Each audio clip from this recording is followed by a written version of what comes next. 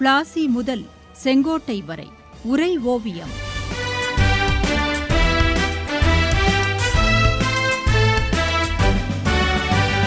சும்மாவா வந்தது சுதந்திரம் என்பது, சும்மாவா வந்தது. சூரிய சந்திரர்கள் சாட்சியாக என்று பழங்காலத்தில் சபதம் செய்வார்கள் என்று கேள்விப்பட்டிருக்கிறேன். சின்னமருது வெளியிட்ட ஜம்புத்தீவு பிரகடனத்திலும் இப்படி மானமுள்ளவர்களின் செயல் சூரிய சந்திரர்கள் உள்ளளவும் நிலைத்திருக்கும் என்று குறிப்பிடப்பட்டிருக்கிறதே தாயே. ஆச்சரியத்துடன் கேட்டான் சிறுவன் சிவா. தென்னிந்திய கூட்டமைப்பின் அடிநாதமாக ஆங்கிலேயரை எதிர்க்க பாளையக்காரர்கள் கையாண்டது ஆன்மீக எண்ணமாக இருந்தது. அதே நேரம் அவர்கள் ஐரோப்பியரின் தலையீடற்ற ஆட்சியையே விரும்பினார்கள். நவாபின் ஆட்சியை ஏற்றுக்கொண்டார்கள். அதை சின்னமருதுவின் அந்த ஜம்புத்தீவு பிரகடனம் வெளிப்படுத்தியது. அந்த பிரகடனத்தில் இனி வருங்காலத்தில் ஒவ்வொருவரும் அவரவர் பரம்பரை பாத்தியதையை அடையலாம் என்று திட்டமிடப்பட்டுள்ளது.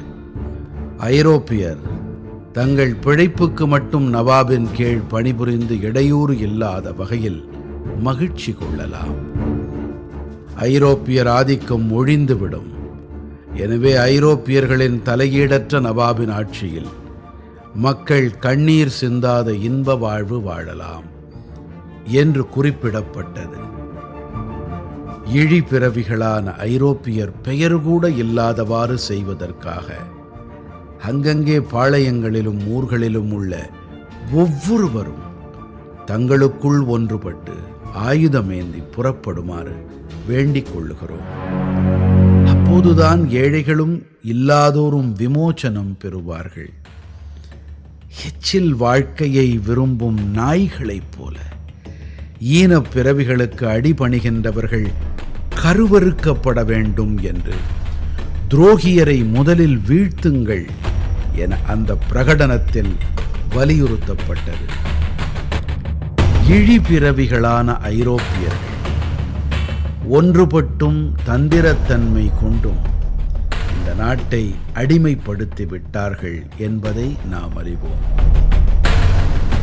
எனவே வயல்களிலோ வேறு துறைகளிலோ அரசின் பொது அலுவலகங்களிலோ இராணுவத்திலோ எங்கே வேலை பார்ப்பவராயினும் சரி, பிராமணர்கள் க்ஷத்திரியர்களில் மீசை உள்ள எவராயினும் சரி, இந்த இழிபிறவிகளின் இராணுவ சிப்பாய்களில் எவராக இருந்தாலும் சரி, ஆயுதம் ஏந்தத் தெரிந்த எவராயினும் தங்கள் துணிச்சலை காட்ட இதோ முதல் வாய்ப்பு வந்துவிட்டது என்று புரட்சிக்கான அழைப்பை இந்த பிரகடனம் வெளிப்படுத்தியது.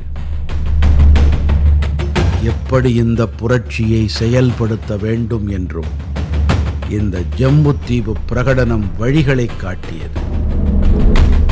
எங்கெல்லாம் இந்த ஐரோப்பிய இழிபிறவிகளை பார்த்தீர்களோ அங்கேயே அவர்களை அழித்து விடுங்கள். வேருடன் களையெடுக்கும் வரை அவ்வாறே செயல்படுங்கள். இந்த இழிபிறவிகளிடம் வேலை செய்வோர் எவரும் உயர்ந்தவராக கருதப்பட்டு சொர்க்கத்தை அடைந்துவிடப் போவதில்லை என்பதை நான் அறிவேன். இதனை கருத்தூன்றி புரிந்து கொள்ளுங்கள். நிதானமாக யோசியுங்கள். இவற்றையெல்லாம் ஏற்காதவனின் மீசை என் மறைவிட ரோமத்துக்கு சமம் என்று அந்த பிரகடனத்தில் வீரத்தை தட்டி எழுப்பும் வகையில் அறைகூவல் விடுத்தான் சின்னமருது.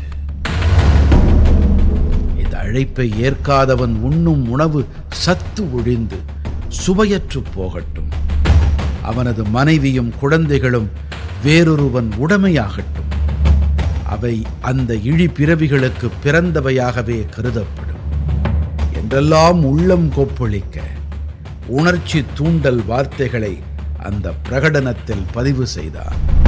அது மட்டுமல்ல, இந்த பிரகடனத்தை ஏற்காதவன் பேரில் சாபமும் அளித்தான் சின்னமருது. அவன் கொடுத்த சாபங்கள் என்ன தெரியுமா?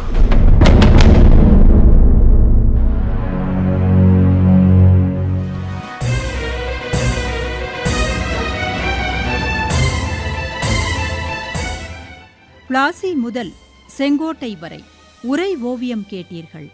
போரிலே இறங்கிவிட்டால் இன்னல் சூழும் தெரியும். பெற்ற தாய் பசித்திருப்பாள், பிள்ளைக்கது புரியும்.